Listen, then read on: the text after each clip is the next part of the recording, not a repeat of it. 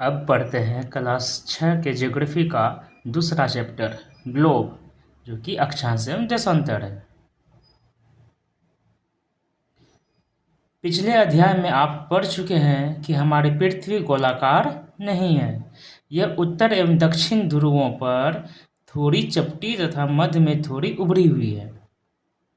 क्या आप कल्पना कर सकते हैं कि यह कैसी दिखती है? इस संबंध में जानकारी प्राप्त करने के लिए आप अपनी कक्षा में सावधानीपूर्वक ग्लोब को दिखाइए। देखिए, ग्लोब पृथ्वी का लघु रूप में एक वास्तविक प्रतिरूप है। जैसा कि ये दिख रहा है ना, ये हमारे पृथ्वी का ये लघु रूप है, ठीक है ना। ये वास्तविक प्रतिरूप है, मतलब है तो ये काल्पनिक, लेकिन ये जो दिखता है ना पृथ्वी, हमारा पृथ्वी का जो रूप जो है वास्तविक ऐसा ही रूप होता है। ग्लोब विभिन्न आकार एवं प्रकार के हो सकते हैं। बड़े ग्लोब जो आसानी से एक स्थान से दूसरे स्थान नहीं ले जा सकते। पॉकेट में रखने योग्य छोटे ग्लोब तथा गुब्बारे जैसे ग्लोब होते हैं, जिनमें हवा भरी जा सकती है एवं आसानी से एक स्थान से दूसरे स्थान ले जाए जा सकते हैं। ग्लोब स्थिर नहीं होते हैं, उसे उसी प्रकार घुमाया जा सकता है जैसे कुम्हार का पहिया या लट्टू घूमता है।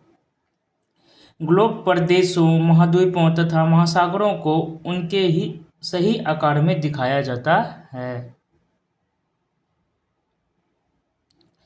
पृथ्वी के समान किसी गोले पर किसी बिंदु की स्थिति का वर्णन करना कठिन है। अब प्रश्न यह उठता है कि इस पर किसी स्थान की स्थिति कैसे बताई जा सकती है।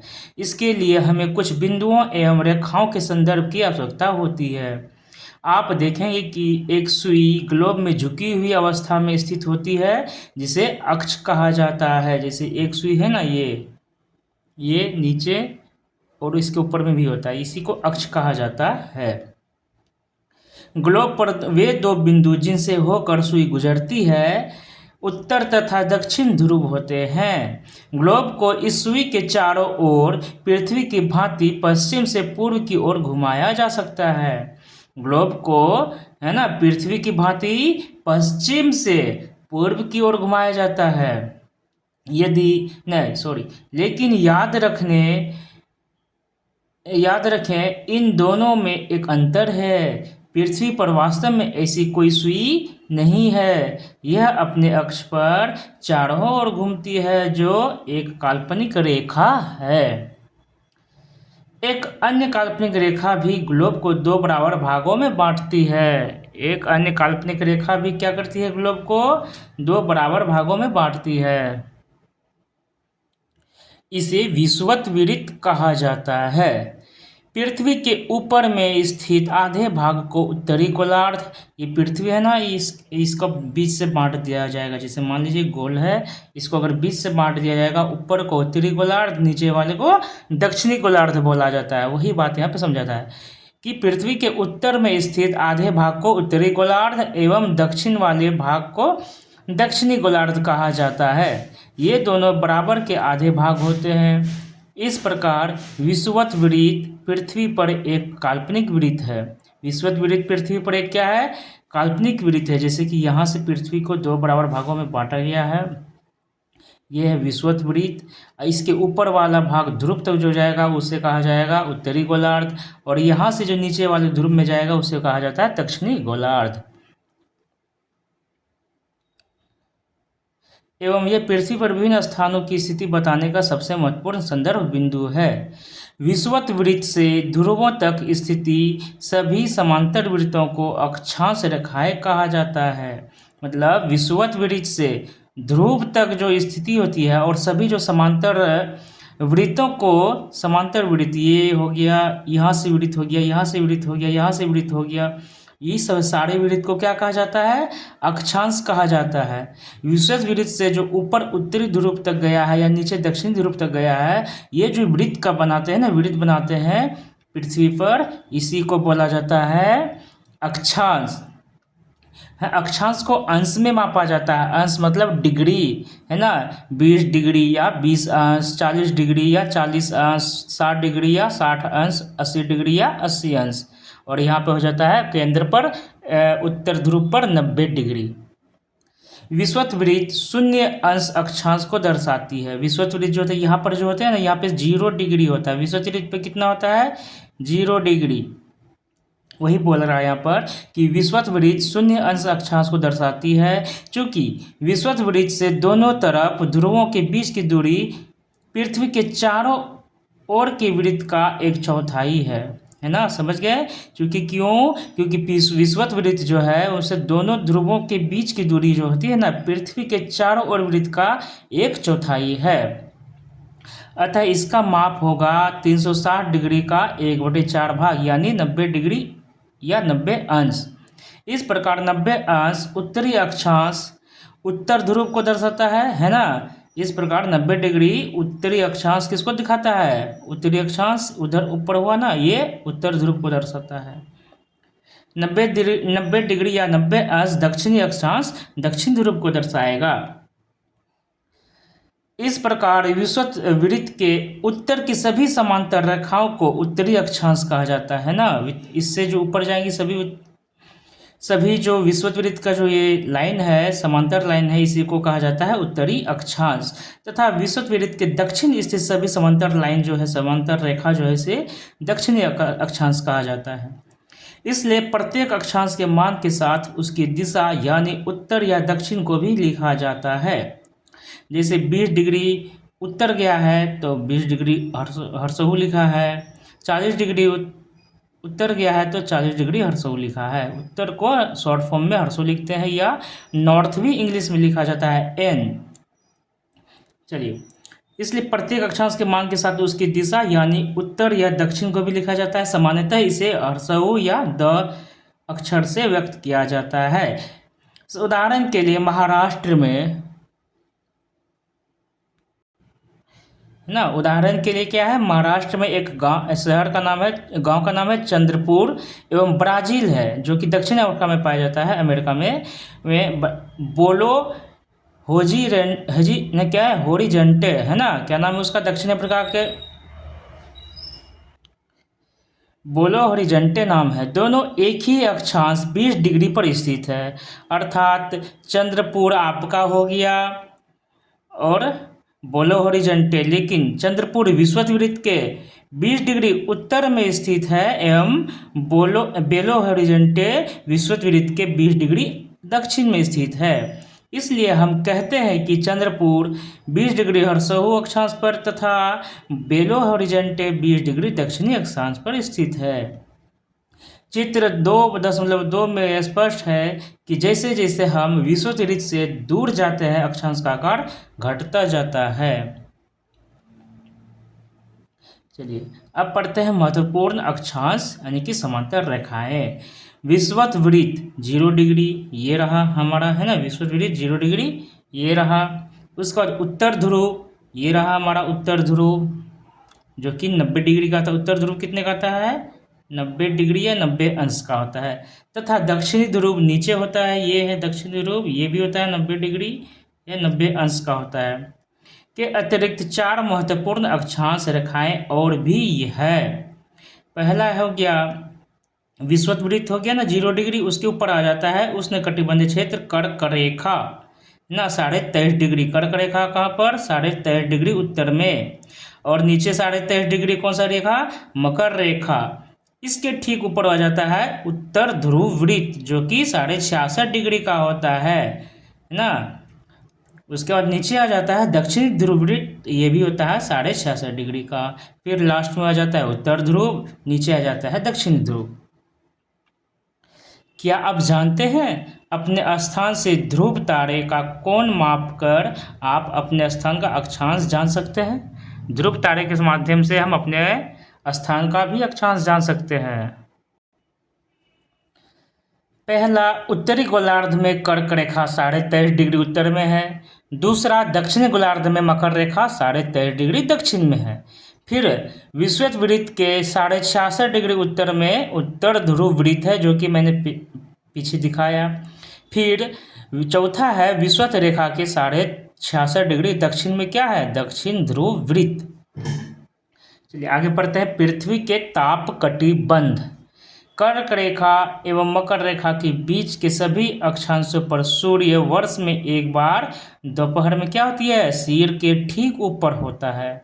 इसलिए इस क्षेत्र में सबसे अधिक ऊष्मा प्राप्त होती है तथा इसे उष्णकटिबंध कहा जाता है। 23.5 डिग्री उत्तर में कर्क रेखा, 23.5 डिग्री दक्षिण में मकर रेखा। इन दोनों डिग्रियों के बीच, इन दोनों रेखाओं के बीच का जो क्षेत्र है उष्णकटिबंधीय क्षेत्र कहलाता है। और यहाँ पर सूर्य जो है ना, वर्ष में एक बार दोपहर में सिर के ठीक ऊपर रहता है। कर्क रेखा तथा मकर रेखा के बाद किसी भी अक्षांश पर दोपहर का सूर्य कभी भी सिर के ऊपर नहीं होता है। ध्रुव की तरफ सूर्य की किरणें तिरछी हो जाती है। जैसे मान लीजिए हमारा पृथ्वी ऐसा होगा और इस सोर्स से हमें सूर्य की रोशनी पड़ेगी, तो यहाँ पर और यहाँ पर जो सूर्य की रोशनी पड़ेगी है ना, और इस बीच में जो आने वाला होगा एक ना एक बार उसके माथे सिर के ऊपर धूप पड़ेगा। लेकिन सूर्य की रोशनी ऐसे ऐसे पड़ती है और ऐसे ऐसे ध्रुव पे आते आते तिरछा हो जाता है। वही बात वहाँ पर समझाया जा रहा है कि ध्रुव पे आते आते तिरछी हो जाती है। इस प्रकार उत्तरी गोलार्ध में कर्क रेखा एवं उत्तर ध्रुव वृत्त तथा दक्षिण गोलार्ध में मकर रेखा एवं दक्षिण ध्रुव वृत्त के बीच वाले क्षेत्र का तापमान मध्यम रहता है। इसलिए इन्हें शीतोष्ण कटिबंध कहा जाता है।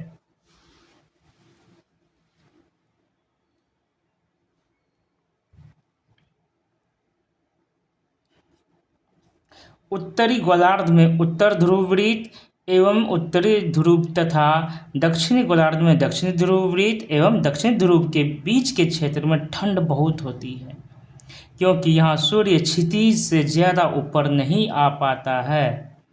इसलिए ये शीत कटिबंध कहलाते हैं। देखिए तीन कट है ना, हमारे क्षेत्र जो है 3 कटिबंधों में बटे हैं। एक उष्ण कटिबंध जो कि 23.5 डिग्री ऊपर 23.5 डिग्री नीचे मकर रेखा और कर्क रेखा के बीच का क्षेत्र है। उसके बाद आ जाता है 66.5 डिग्री ऊपर, मतलब 23.5 डिग्री से लेकर के 66.5 डिग्री उत्तर और 66.5 डिग्री 23 डिग्री से 66.5 डिग्री नीचे दक्षिण तक का जो क्षेत्र होता है वह शीतोष्ण कटिबंध का क्षेत्र आ जाता है। फिर 66.5 डिग्री से जो 90 डिग्री का होता है हमारा ध्रुवीय क्षेत्र, उत्तर ध्रुव या दक्षिण ध्रुव, वह शीत कटिबंध का आ जाता है। वहाँ पे सिर्फ बर्फ की मोटी चादरें पाई जाती है। चलिए इतना तो जान गए। अब पढ़ते हैं देशांतर के बारे में। हम पढ़ लिए क्या, जो ऐसे ऐसे लाइन है पृथ्वी पे, ऐसे ऐसे लाइन है, इसको हम कहेंगे अक्षांश कहेंगे। अब जो ऊपर से उत्तर ध्रुव से दक्षिण ध्रुव के बीच जो होगा लाइन, इसी को ये है ना, ये है, ये है, ये है, ये हमारा हुआ देशांतर। चलिए इन्हीं के बारे में पढ़ते हैं। किसी स्थान की स्थिति को बताने के लिए उस स्थान के अक्षांश के अतिरिक्त कुछ और जानकारियों की आवश्यकता भी होती है। आप देख सकते हैं कि प्रशांत महासागर में स्थित टोंगा द्वीप कहाँ पाई जाती है, तो प्रशांत महासागर में पाई जाती है। एवं हिंद महासागर में स्थित मॉरिशस द्वीप कहाँ पाई जाती है, हिंद महासागर में। एक ही अक्षांश 20 डिग्री दक्षिण पर स्थित है। एक ही अक्षांश कहाँ पर स्थित है, 20 डिग्री दक्षिण पर स्थित है। उनकी सही स्थिति जानने के लिए यह पता करना होगा कि उत्तर ध्रुव को दक्षिण ध्रुव से जोड़ने वाली संदर्भ रेखा, उत्तर ध्रुव से दक्षिण ध्रुव को जोड़ने वाली संदर्भ रेखा जो होती है उससे पूर्व या पश्चिम की ओर इन स्थानों की दूरी कितनी है। पूर्व से पश्चिम की ओर इनकी दूरी कितनी है यह जानना पड़ेगा। इन संदर्भ रेखाओं को देशांतरीय यामोत्तर कहते हैं। इन संदर्भ रेखाओं को क्या कहते हैं, देशांतरीय यामोत्तर कहते हैं। तथा उनके बीच की दूरी को देशांतर के अंशों में मापा जाता है। प्रत्येक अंश को मिनट में तथा मिनट को सेकेंड में विभाजित किया जाता है। ये अर्धवृत्त हैं तथा उनके बीच की दूरी ध्रुवों की तरफ बढ़ने पर घटती जाती है ना। जितने भी हमारे ये देशांतरी लाइन है, ध्रुवों की तरफ बढ़ने पर घटते जाते हैं। आपको दिख ही रहा होगा, यहाँ से इतना चौड़ा हो गया, इतना चौड़ा हो गया, इतना चौड़ा हो गया, फिर ध्रुव में कितना हो गया, यहाँ देखिए कितना चौड़ा है, यहाँ पे थोड़ा सा सकड़ा हो जाता है। वही बात बोला जाता है कि देशांतरी रेखा का जो है ना, ऊपर ध्रुव में जाने पर या नीचे ध्रुव में जाने पर दूरी घटती जाती है। यही बात यहाँ पर बताया गया है। और एक समय ऐसा था कि ध्रुव पर शून्य हो जाती है ना, एवं ध्रुवों पर क्या हो जाती है, शून्य हो जाती है, जहाँ सभी देशांतरी यामोत्तर आपस में मिलती है। और यही जो यामोत्तर है, देशांतरी यामोत्तर, इसको, इस रेखा को हम यामोत्तर कहते हैं। और यहाँ पर क्या हो जाती है, सभी आपस में मिल जाती हैं। अक्षांश रेखाओं से भिन्न सभी देशांतरी यामोत्तर की लंबाई समान होती है। इसलिए, है ना, इसलिए इन्हें सिर्फ मुख्य संख्याओं में व्यक्त किया करना कठिन था।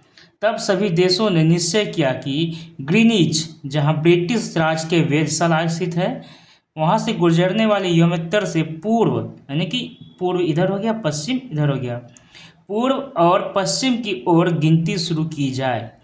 इस यामोत्तर को प्रमुख यामोत्तर कहा जाता है।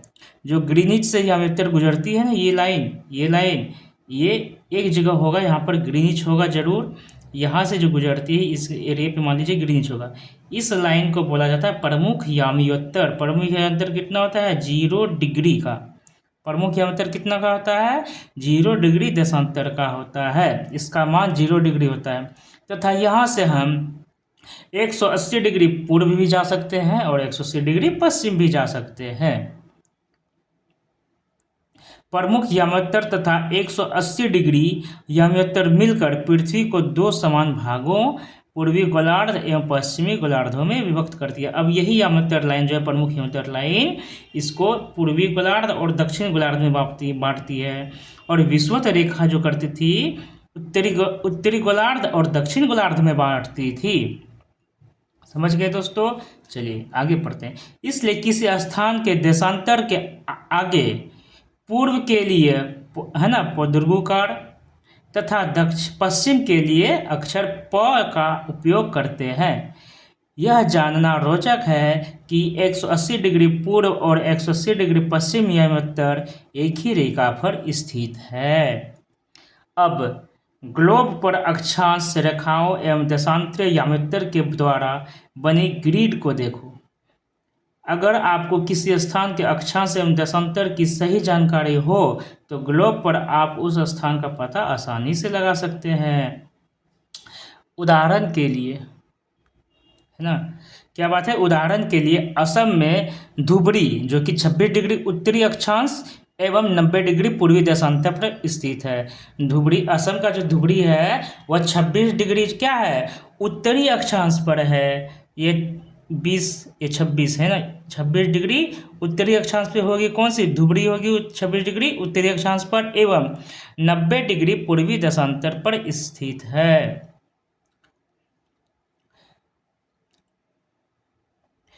अब उस बिंदु को देखें जहां ये दोनों रेखाएं एक दूसरे को काटती है, यह बिंदु धुबरी की सही स्थिति होगा।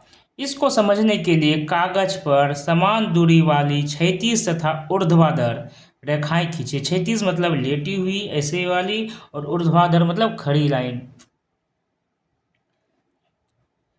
1 2 3 4 से तथा क्षैतिज रेखाओं को क ख ग अंग अक्षरों से व्यक्त करें। जिन बिंदुओं पर ये ऊर्ध्वाधर एवं क्षैतिज रेखाएं एक दूसरे को काटती है, वहां कुछ छोटे वृत्त खींचिए। इन छोटे वृत्तों को ओ, ब, स, द तथा ध नामों से व्यक्त कीजिए। मान लीजिए कि ऊर्ध्वाधर रेखाएं पूर्व देशांतरों एवं क्षैतिज रेखाएं उत्तरी अक्षांशों को व्यक्त करती है। सेम इस प्रकार से करना था। 1 2 3 4 हमारा ये ऊर्ध्वाधर लाइन था, फिर क ख ग घ अंग हमारा ये क्या था, लेटा हुआ लाइन था, ऊर्ध्वाधर और क्षैतिज। अब देखिए एक का ख के पास यहाँ पे हम अंडरलाइन कर दी, ये जो होगा इसका एग्जैक्ट लोकेशन होगा, ऐसे ही पता चलाया जाता है। अब आप देखेंगे कि वृत्त ओ ख डिग्री उत्तरी अक्षांश, वृत्त ओ जो है वह विपरीत ओ जो है क्या है, 4 डिग्री उत्तरी अक्षांश है ना, तथा 1 डिग्री पूर्वी देशांतर के बीच स्थित है। अन्य वृत्तों की स्थिति देख लीजिए, जैसे हम बॉ को देखते हैं, ये क्या है, 1 डिग्री उत्तरी अक्षांश और 1 डिग्री पूर्वी देशांतर के बीच है। चलिए देशांतर और समय पढ़ते हैं इनको। समय को मापने का सबसे अच्छा साधन पृथ्वी, चंद्रमा एवं ग्रहों की गति होती है। सूर्योदय एवं सूर्यास्त प्रतिदिन होता है, अतः स्वाभाविक ही है कि यह पूरे विश्व में स्वयं निर्धारण का सबसे अच्छा साधन है।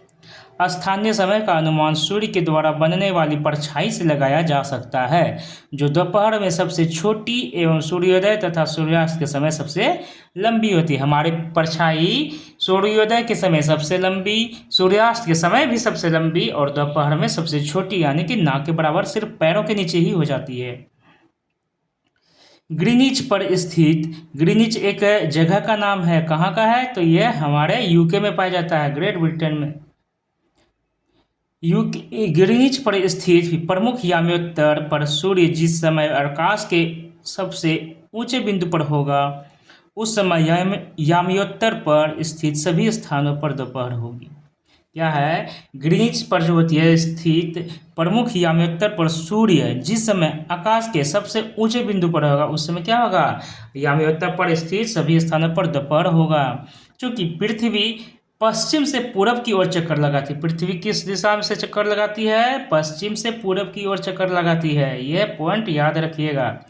अतः वे स्थान जो ग्रीनिच के पूर्व में है, अतः वह स्थान जो ग्रीनिच के पूर्व में है, उनका समय पीछे होगा।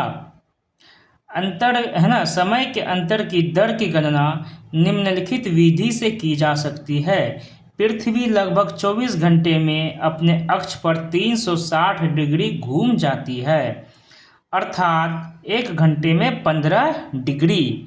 1 घंटे में कितना, 15 डिग्री, और 4 मिनट में 1 डिग्री घूमती है। इस प्रकार अब ग्रीनिच में दोपहर के 12 बजते हैं। जब ग्रीनिच में दोपहर के 12 बजेंगे तब क्या होगा, ग्रीनिच से 15 डिग्री पूर्व में समय होगा, 15 गुना 4 यानी कि 60 मिनट, अर्थात 1 घंटे का जो है ना आगे होगा, अर्थात वहाँ दोपहर का 1 बजा होगा। लेकिन ग्रीनिच से 15 डिग्री पश्चिम का जो समय होगा, 15 डिग्री, 1 डिग्री जो होता है 4 मिनट का समय फासला लगाता है, और 15 डिग्री कितने का डिफरेंस दे देगा, 60 मिनट का डिफरेंस देगा। अगर पश्चिम में जाएंगे तो 1 घंटा बाद का समय होगा, और ग्रीनिच से पूर्व में आएंगे 15 डिग्री तो 1 घंटा पहले समय बताएगा।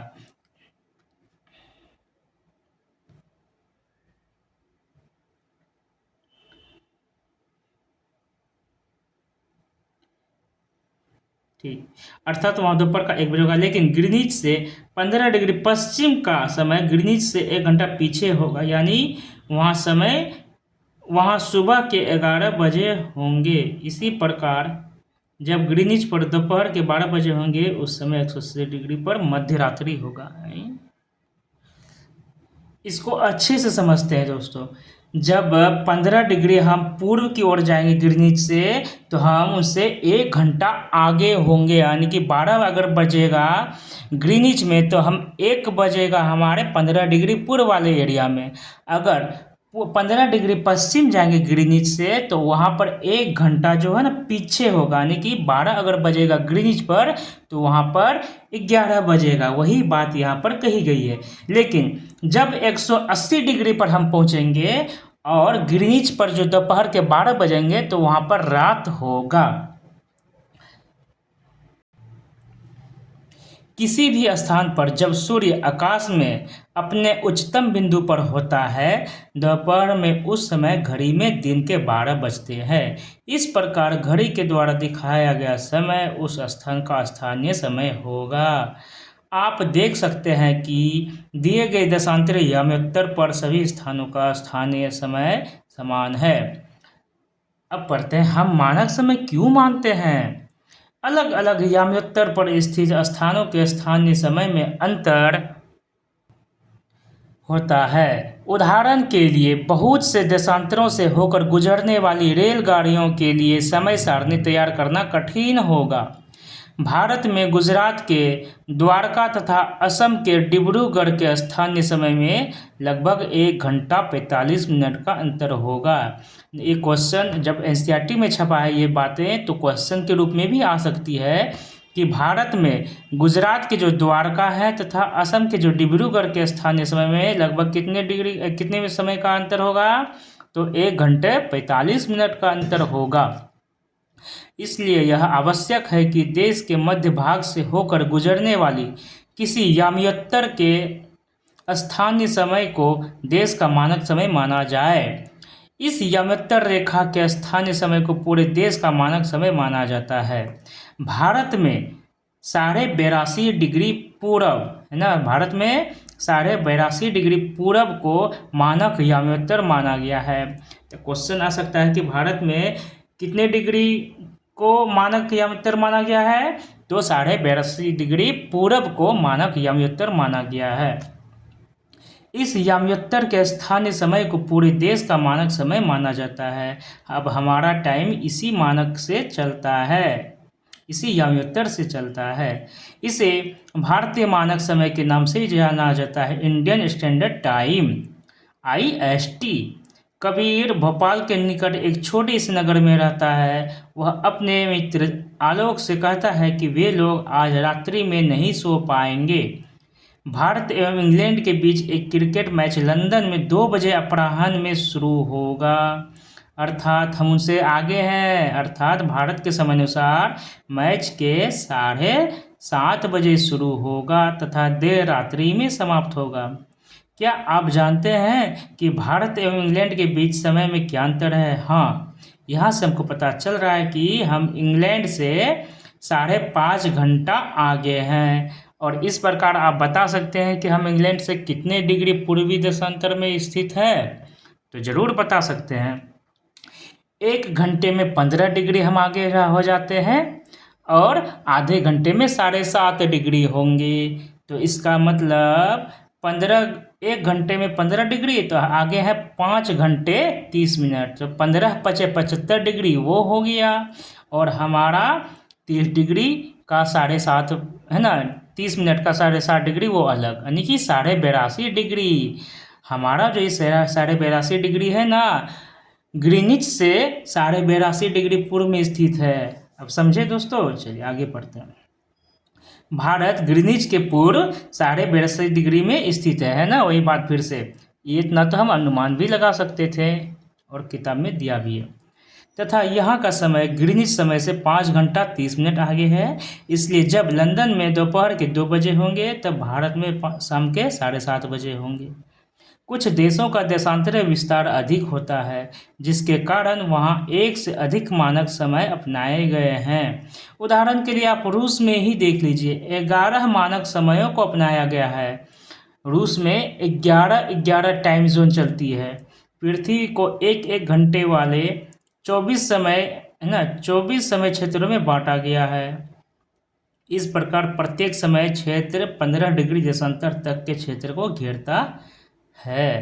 तो इस प्रकार यह चैप्टर समाप्त हुआ। आइए कुछ इनके ऑब्जेक्टिव्स को देख लेते हैं। प्रमुख याम्योत्तर का मान कितना डिग्री होता है, तो 0 डिग्री होता है। शीत कटिबंध किसके नज़दीक पाया जाता है, शीत ध्रुवों पर पाया जाता है। देशांतर की कुल संख्या देशांतर की कुल संख्या कितनी है, तो 180 डिग्री, 180 डिग्री पूरब, 180 डिग्री पश्चिम। दक्षिण ध्रुव वृत्त स्थित कहाँ पर है, दक्षिण ध्रुव वृत्त दक्षिण गोलार्ध में होगी ना, आगे पूर्वी गोलार्ध में, तो दक्षिण गोलार्ध में 66.5 डिग्री पर। ग्रिड किसका जाल है, तो ग्रिड अक्षांशों है ना, अक्षांशों रेखाओं एवं दशांतर याम्योत्तर का जाल है ग्रिड। खाली स्थान भरना है, देखते हैं। मकर रेखा देश पर स्थित है। मकर रेखा कहाँ स्थित है, दक्षिणी गोलार्ध में स्थित है। और उत्तरी गोलार्ध में कौन सी रेखा, तो कर्क रेखा। भारत का मानक याम्योत्तर कितना है, 82 डिग्री 30 मिनट है। 0 डिग्री याम्योत्तर को क्या कहते हैं, प्रमुख याम्योत्तर के नाम से जाना जाता है। देशांतर के बीच की दूरी क्या कहलाती है? सॉरी, देशांतर के बीच की दूरी डेश की तरफ घटती जाती है। मैंने बताया था देशांतर की दूरी ध्रुवों पर घटी जाती है, चाहे नीचे ध्रुव या ऊपर ध्रुव। एक समय ऐसा आता है जहाँ पर जीरो हो जाती है। उत्तर ध्रुव वृत्त देश गोलार्ध में स्थित है, तो उत्तरी गोलार्ध में स्थित है। अब अगला चैप्टर